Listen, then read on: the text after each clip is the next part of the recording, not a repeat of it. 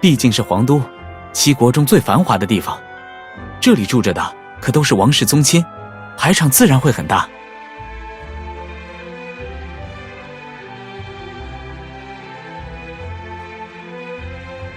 具体的情况我也不太清楚，不过听说皇帝陛下有非常重要的事情要召开七国议会，所以才紧急召见您的父王和哥哥赶往皇都。另外，其他5国的国王这次也都应召前来了。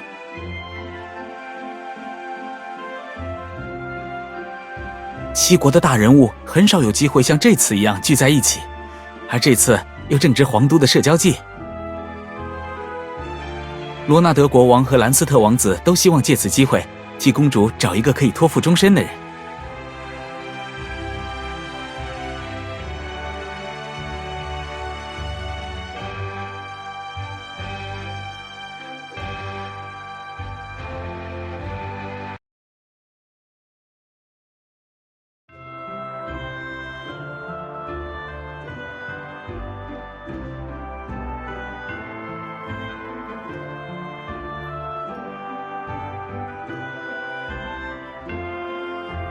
怎么会？